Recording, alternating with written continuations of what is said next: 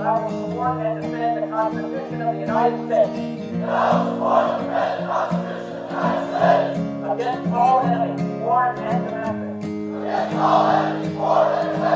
And I will bear true faith and allegiance to the same. And that I will obey the orders of the President of the United States. And the orders of the officers appointed over me. According to regulations and the Uniform Code of Military Justice. So help me God.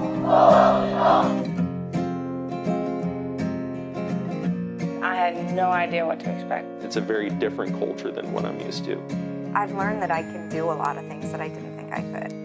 When it's duty first, it's, they leave whenever. It's when they need them. It could be a day notice, you're leaving. So it's tough on the family. My husband's been deployed probably over 20 times. And that's including the TDYs, which are the couple weeks or a month. We include that as a deployment. My biggest concern when he's gone is that he's not coming home, which is, I'm sure everybody's. I'm just thinking, okay, am I gonna have to do this the rest of my life by myself? It's very difficult. People don't realize. My husband was gone approximately 9 months out of every year. So it was just the kids and I, taking care of the kids and the house and the car and anything else that needed to be done. What the military expects of us is our lives. I mean, to some degree, we give up and move away from everything we're used to. And they own us. At the drop of a hat, they could pick our whole family up, or they could just take him and move him somewhere for unaccompanied. Really, they just expect flexibility from us, I think, is the main thing. There aren't a lot of male military spouses in the military, and I knew that coming in. And I guess when I got here, what I didn't expect was how few there actually were. I haven't met any other military spouses. I'm a stay-at-home dad as well, so that puts an extra spin on being a male military spouse. I grew up in the Philippines. My life before the military is a sheltered one. I'm the only daughter, so my father is very protective of me. When I met my husband back in Clark Air Base, and life changed because two different cultures, but you become adapt to it. This was our wedding picture, this one. So I was a wife, a widow, and a mother in a year. And you do a lot of growing up. He went overseas then and went to the East China Sea on the USS Hornet. He was missing in action. You became very independent because you had to. Being married to a military member is definitely something that should be thought about, just due to the lifestyle that you're going to have to live, the constant leaving, the not knowing how long you're going to be gone, and the hostile environments that you can be placed in as the active member puts a big strain on the home life.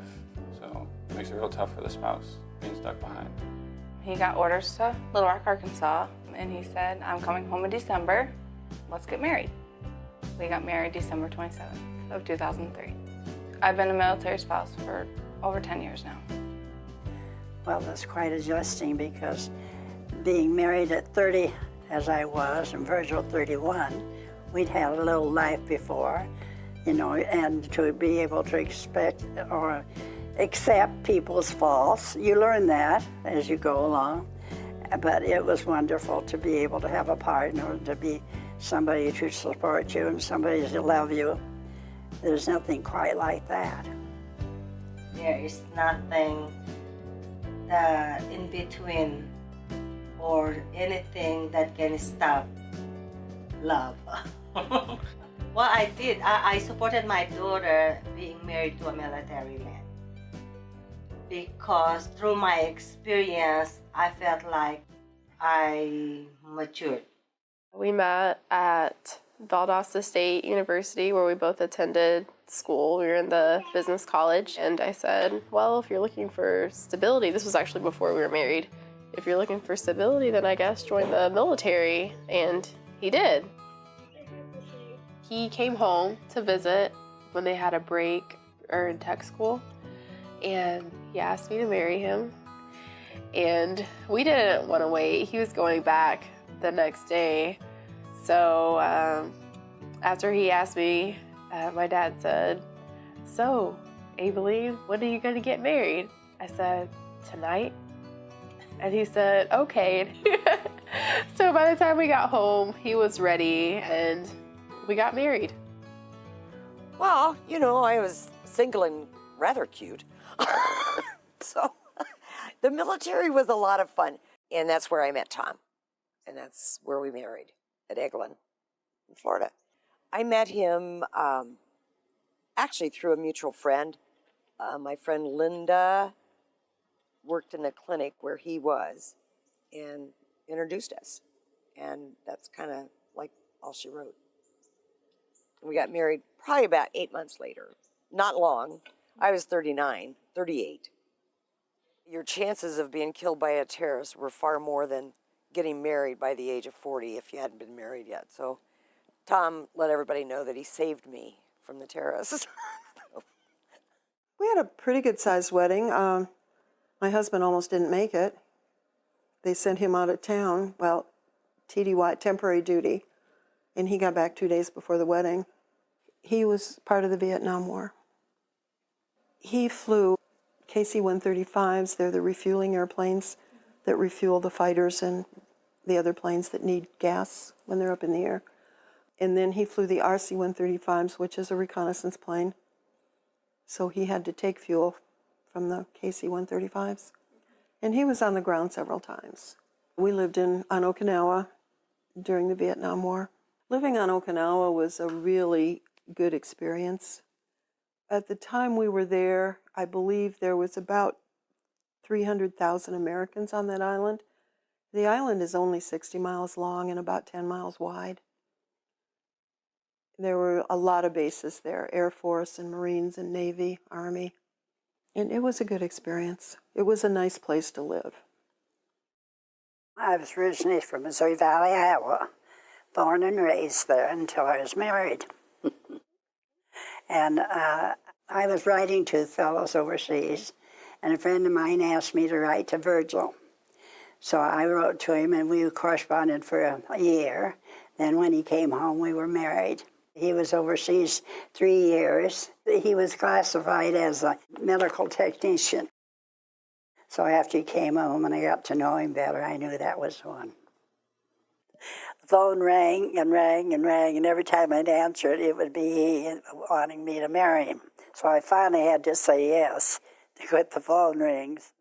My sister mentioned, she said, that is the one for you. My older sister, of course, because my mother was dead and just my father, but my relatives all liked him, so he passed.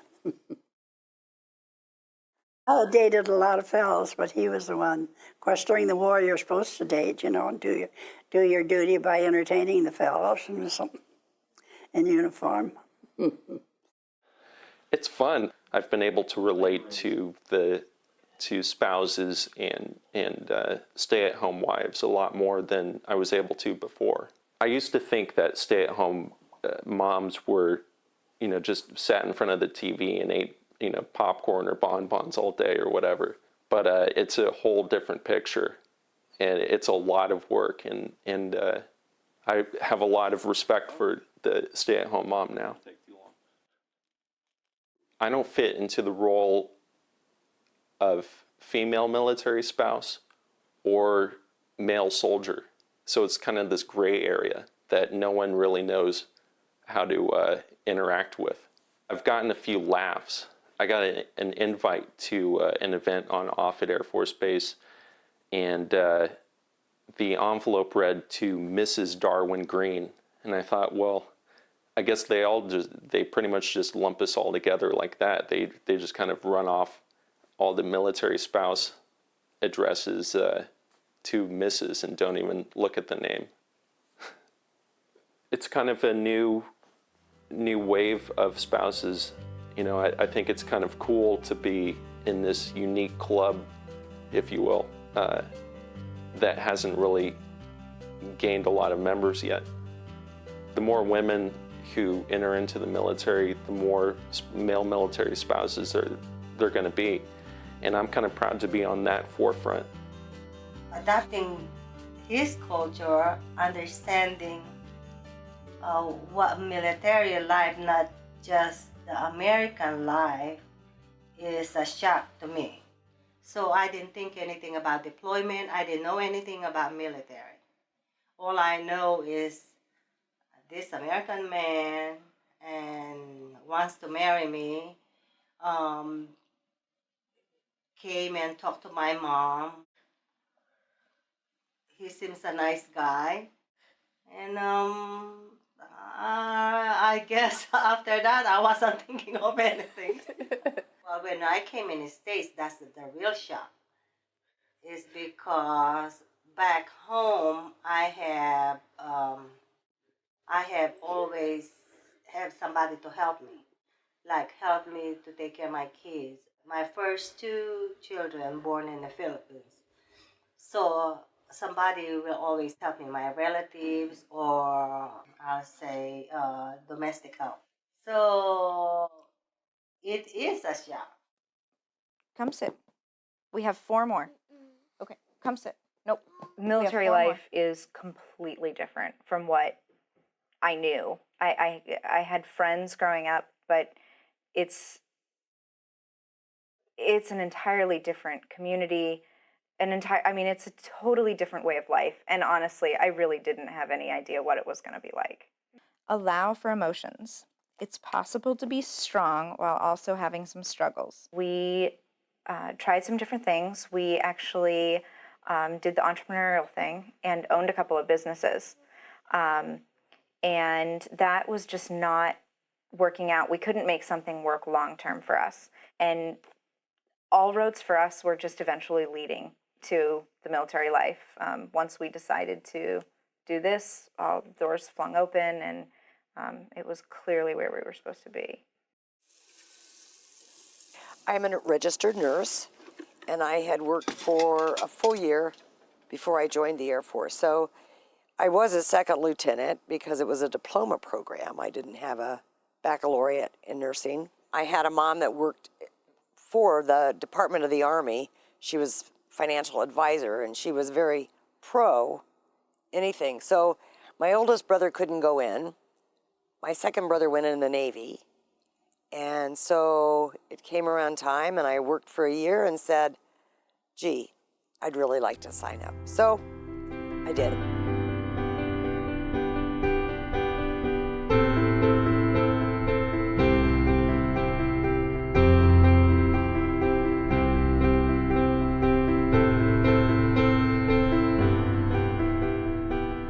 The role of the military spouse has changed in a way that most of the wives are now working, whereas during the Vietnam conflict, most of the wives did not work because daycare was so expensive, childcare, and we stayed home. I actually have a degree in criminal justice right now. I have my associate's degree in criminal justice. So. And do you plan on using that? I'm trying. It's hard to get a job because I don't have the experience yet, and plus moving around sometimes it's hard when we're military because we move so much. My tips for her is get a job or get something experience that will take her to a next military facility. Bellevue is one of the only schools that I've seen that offers a program in acquisition and contract management, which is what she does and what my brother does. They both do it on base. And it's something that they have at every base. So hopefully I'd be able to get into something like that. I'm going to college online at Penn State. I'm about a year away from graduation, and at the same time, I'm getting research experience in psychology for getting ready to apply to a PhD program. In the future, I definitely want to treat the military population for PTSD and traumatic brain injuries. I was the first civilian intern at the Camp Pendleton Marine Corps base at the Substance Abuse Counseling Center. And I only got in there because of my wife, because she was in the Army, and because I had a military ID, the dependent ID. And so I was able to do that job and get that letter of recommendation from the director over there because of that. So that was a huge leap for my career. That keeps me centered, and that keeps me with a separate identity and a sense of self. But I can see how a military spouse can become so devoted to their soldier spouse that they kind of, forget about themselves and forget about their own needs and wants. I was told straight out by another spouse, like, your career doesn't matter anymore. You have to be willing to give it up. He is an officer, and by golly, that takes the cake. And that's the only thing that's important anymore, is the fact that he's a flyer and an officer, and now you have to be willing to sacrifice everything you loved. And so luckily that is not the life we live, but some of those spouses really look at it that way, and they think that they have to completely give up everything, and depending on career field, that can be the case. I'm lucky enough that I have work to pour myself into, and I can have reasonably flexible hours. I can do a lot of my prep work for my job online, so in the evenings I work a lot. I think that duty first it's got to be a matter of perspective. Like, it is what it is, and it is what we signed up for, and we sort of knew that a little bit going into it, and then we had to accept it. And the mission clearly is important enough to keep them doing their jobs. And if I have to make sacrifices for him to support the mission, to keep him safe or keep him having a job, it's worth it to me.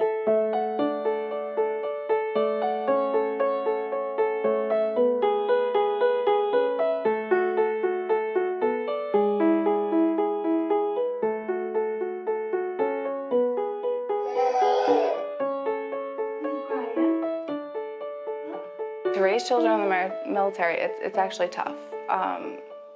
I've raised most of them, without him being here. So it's actually tough, and it's tough on the kids to raise, because you're dealing with it all by yourself. My son has ADHD, and it's very tough to deal with kids, and a lot of them in the military actually have kids with disabilities, and it's hard to deal with when their dads are gone. But like I said, thank God for support that we have with our community. Now I have everything set. Like, we have a routine when he leaves, so it's a lot easier than when you're first coming in, because you don't know what to expect when they're gone until you've gone through at least one.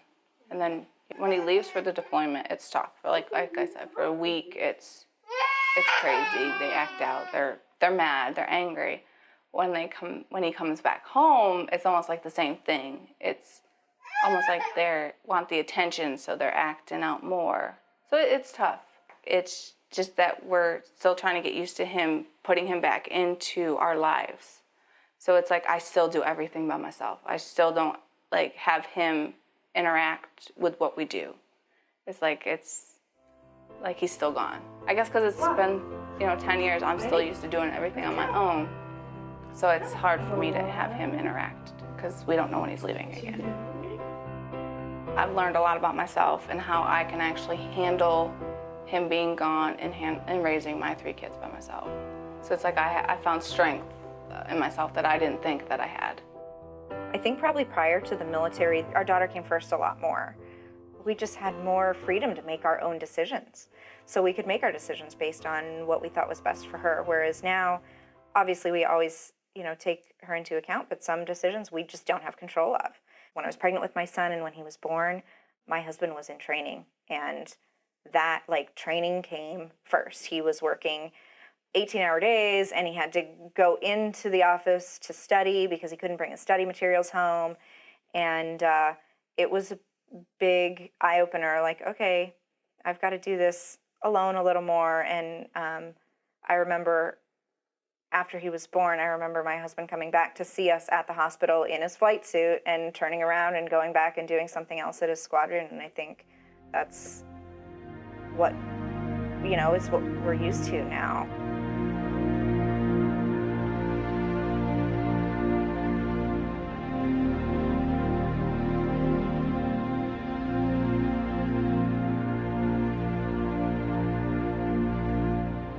I was 17, and he was going overseas. And so we just stayed around the community, our families. He was a torpedo pilot on a plane, the USS Hornet. And I don't know how it is today, but at that time when you flew those, you landed on the ship, it had a hook, and it hooked the plane and stopped it. But they were in the East China Sea, and that was close, that's right by Japan. And so he was shot down there. Then they sent me a telegram on yellow paper written in pencil. That was my indication. So that, that was the way it was done at that time. Well, I didn't know I was pregnant because we were only married about 3 weeks before he went overseas. And so I did not know at that time, and you don't expect those things to happen when you're young. You think everything's going to be okay. But because we were married and we were young, he did not change his next of kin, as many young people don't think of. And so his insurance went to his mother, and who was very kind to me. I don't mean that, but I mean but I always felt like they put him in missing in action so that I would get his paycheck for the first year, because I was expecting the baby. I don't know that that's true, but that was what I thought was done. And so I did have that to go on for the first year. This one says, the commandant is in receipt of the Distinguished Flying Cross, Air Medal, permanent citation awarded to your son, Ensign Leo O'Brien, U.S. Navy Reserve, reported in missing in action. There's the Purple Heart one. We don't know where the medals are. What's happened to them? Is it because they went to his mother and his mother's been gone sometime, and just the way it is. When he's gone, I am both mom and dad to the kids, obviously. Just quit playing with the stool. I'm the decision maker and the disciplinarian and the bully and the friend, and I play all the roles. Then it's little things from all the tasks in the house and paying the bills that usually he does. We usually hold to the pretty traditional roles when he's gone. I think that's so I take that back. The yard care and making sure that the oil gets changed in the car and paying the bills and all the stuff that I'm not really used to doing. I just plod through. All right, guys, you want to come do the deployment wall? Yeah! Move it! So we have our days left and we have our days gone by, and every day, another day that we have accomplished the deployment and made it through, they take a ball and move it from days left. Go ahead and do it. Me? Yep. From days left into days gone by, and we really see that as a big accomplishment. And then they also get kisses from their dad every single day. This was something we started doing after the third or fourth deployment. It was just one of those things that helped them connect a little bit more to their dad while he was gone. We also have the clock that helps us know what time it is when he's deployed, or where he's deployed, rather. We have enough trouble keeping track of time here, let alone where he is currently located. So we use that as a good reminder of what time it is where he is, and whether he's sleeping or whether he's at work, and that type of thing. I think a really important part of our role is to do our best to be strong and also support them while they're gone. And I think our personal resilience is really important on how our guys do while they're gone. During invasion of Grenada, that's supposed to be the first deployment that I would experience. And I was so scared because he said they're going to send him there. Imagine that, thinking my husband, he will go in a war. I just kept crying, not stop crying, because now it's just like, yeah, my husband is military, but it didn't dang on me. He's going in a war. That experience is still kind of linger. It's because it's frame of mind changed. You know, as he cannot sleep without TV on because of the lifestyle there. And me, it scares me that what might happen to him out there. My husband is supposed to be deploying sometime around January. I haven't really been talking with my children about, oh, Daddy's going to leave or anything. I mean, when the time comes, I'll have that discussion with them. But I feel like first now versus whenever she had to go through it, there's so much more technology where even though he's overseas, they'll get to see him. They can Skype with him or different other modes of communication. It's important to keep your frame of mind busy, because you're going to lose it if you don't have it all together in one place. Just go day by day and everything will be fine.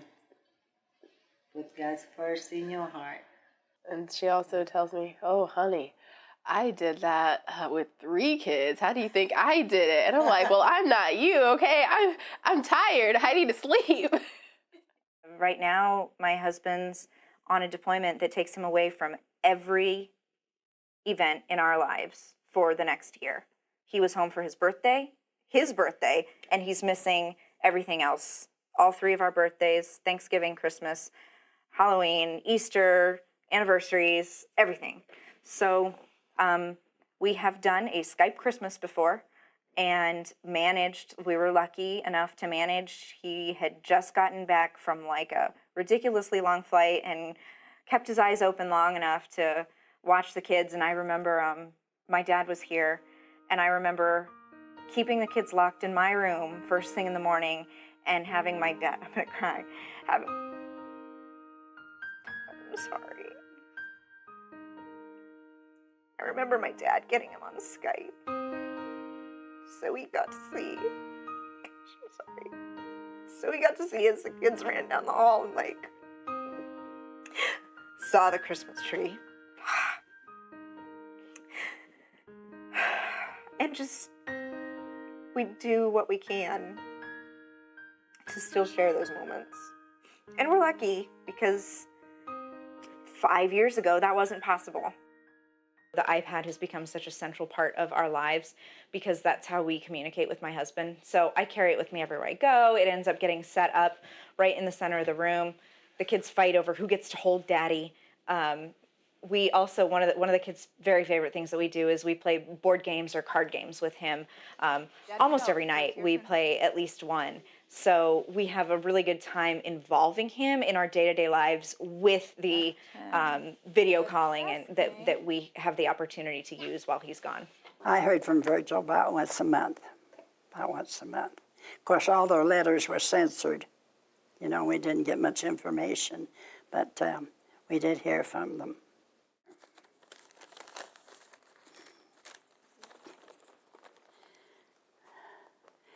Dear Mary, Louise, always call me Louise, a few of us fellows are sitting around and shooting the bull. So in between us, I can't read it very well. Gee, he was really good. Really wrote a letter, didn't he? How long it was. I think in some respects, if we as spouses at home rely on thinking that we can have constant communication with them, then we lack in our ability to stand up and make decisions when it's necessary. So I know that in times past, I've completely held off on making some decisions before talking to him, and that's not always really the best choice. There was only one deployment that we went to together, and that was to Zweibrücken Hospital in Germany to set up a hospital there to bring in casualties from the Gulf, this Desert Shield storm that we covered. If you had a child, you better have child care covered. We didn't know what we were going to do, but I had become very good friends with one of the civilian licensed practical nurses who had just retired to Arizona, and she agreed to come up and stay with Jane and her dog Bert. We were assigned separate rooms, obviously, in 2 different dormitories. And he had a male roommate and I had a female roommate, and we were not. So the married couples did not stay together. No, it was not a strain. Actually, I think it helps a little bit. I think you talk more when you haven't seen each other, you know. And there was places to go and people to see, and I think it was a healthy 2.5 months. Don't get me wrong, you know, we found times to be like alone, if you know what I mean. So that all worked out.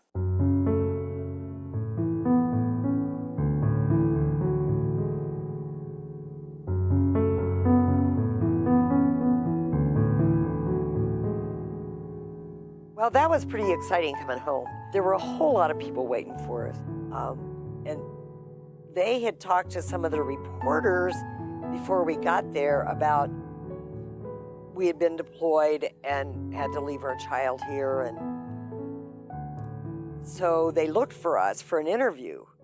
As always, Tom said, not going to be me, you go ahead. So I just said, we missed Jane a lot and we were really sorry, but we were very proud to serve and take care of our fellow men and women in uniform, no matter what country they came from. So I was given a pro, thing. And when I ordered the video, thinking our interview would be on that, they cut it off, which gave me the hint, and then picked up on something else. It was just like being spliced. That's not what they wanted to hear. They wanted to hear somebody boo-hooing and crying and, oh my God, I hope I never have to do this again. Well, that's what I joined for, taking care of my troops. And that doesn't matter whether it's in the United States of America, Germany, Japan, it wouldn't have mattered. It's taking care of troops. After deployment or after remote tour, and my husband came back, it's a big adjustment. The whole time your children ask you for everything. Mommy, can I have a drink? Mommy, can I do that? Now daddy's home. Of course, the daddy wants to get his respect back, and the kids doesn't ask him anything. So he felt like the kids, they overstep him, which is not. It's just they're not used to it. Now, you as the wife, you have to be in the middle. You have to tell your husband, no, the kids are not used to it. And at the same time, you tell your kids, you ask your daddy. At the same time, you're telling your husband, I've been doing it all along. I was doing just fine. So what are you complaining? I think that reintegration and homecoming is probably more difficult than deploying. And I rolled my eyes at that and shrugged it off like no tomorrow when we were civilians. I was, what do you mean? What do you mean it's stressful to have him come home? Your husband's home. You should be thrilled. Well, I am. But it also means that I have to hand all that responsibility that I have worked so hard to maintain while he's gone. I have to hand it back over because he needs his place back. He deserves his place back. It's not just my rules anymore. And we go back to, okay, so where are those boundaries drawn? And it's like kids who play mom against dad learn how to do it so well when they're both always there. But then all of a sudden, dad's back in the mix. And so it's like, oh, so who do we go to? I find that, oh my gosh, for months, he will be sitting right here and they will seek me out down the street to get them a cup of milk because they don't even think to ask dad for help because for so long they've only asked me.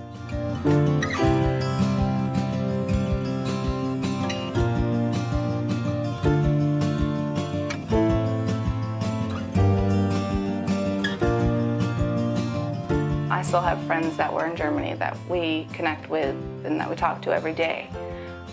You just never lose the friendship that you have with the military or even people that you meet in the military. You know you have to build relationships because when your husband is deployed or when he's gone, you're going to need them for something, maybe.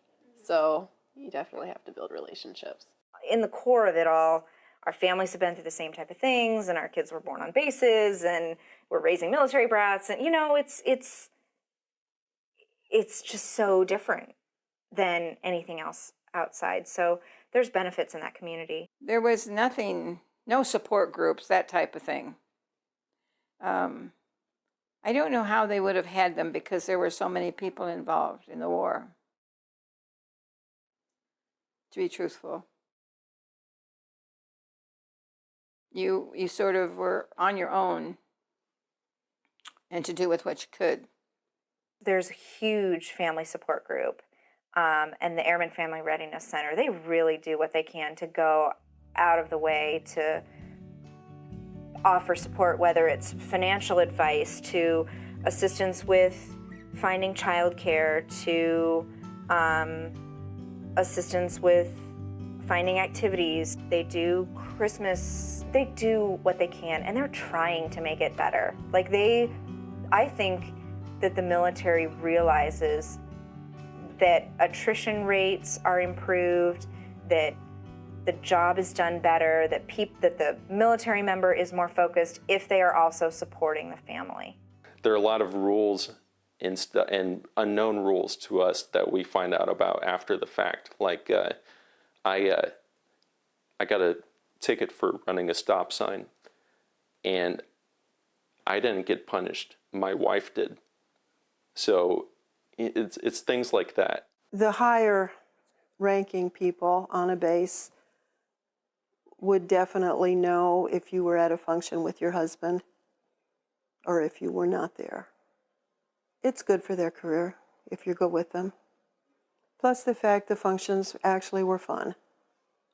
I was presented with this certificate of appreciation when my husband retired from the Air Force in 1978 from Offutt Air Force Base. I try and make sure my wife feels supported all the time in what she's doing and her sacrifice and everything. And I wish people knew that that dependents in general do a lot to support their military spouse and do a lot to encourage and go through the day-to-day of a soldier.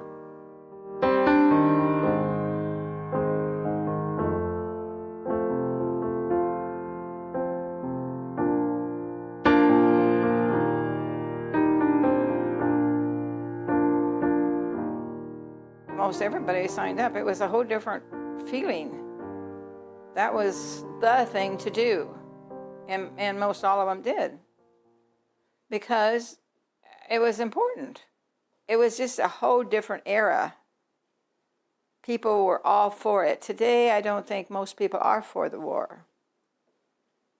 I think everybody's sort of had it up to their chins. We don't necessarily have support for the war, but we have support for the troops and the service members. So people who are anti-war are often still pro-military to some degree. I mean, they might not love the military, but they're not going to be as hard on us as, say, they were for the Vietnam conflict. Myself and all the other wives, we were very angry at the way things were going. We were really angry with the protesters and just everything that was going on at that time that was very negative, because our husbands were over there fighting for our freedom, and all of the wackos were protesting. Then they should have just sent all of them over there.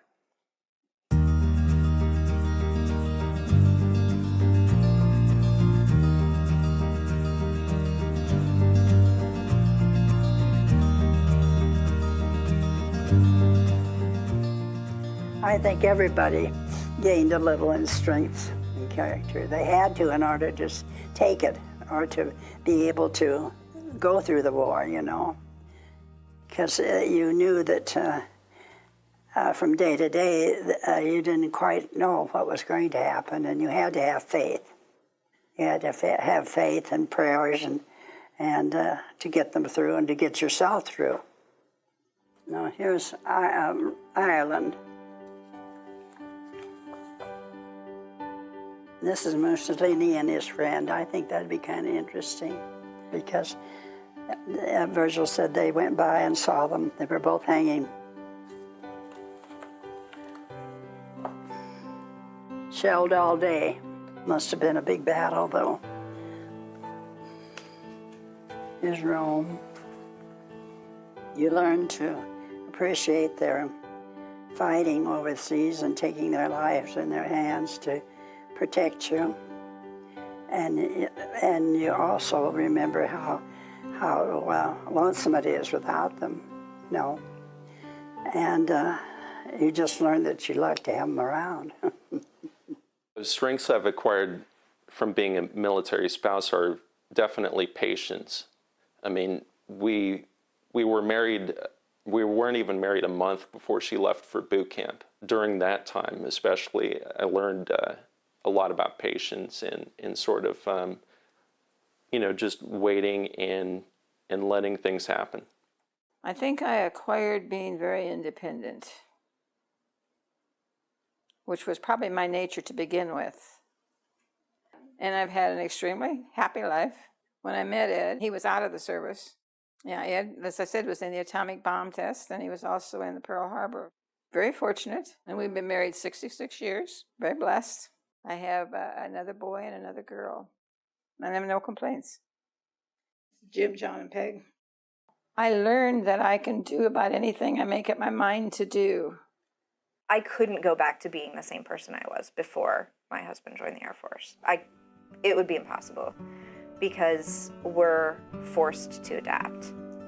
And I wouldn't even like the person I was 7 years ago, because I've found strength. I have learned how to be fiercely independent and pride myself in that. I think it must be difficult to establish family relationships with so much separation and changes and different areas. It takes rather special people to make all that work. Anyone that wants to be a military spouse should know that it's really hard work, but it's also rewarding. I'm proud of being a male military spouse, and I'm proud of my wife. I think she does a great job, and proud of all the women who serve. I like who it's turned me into, and I'm happy with that.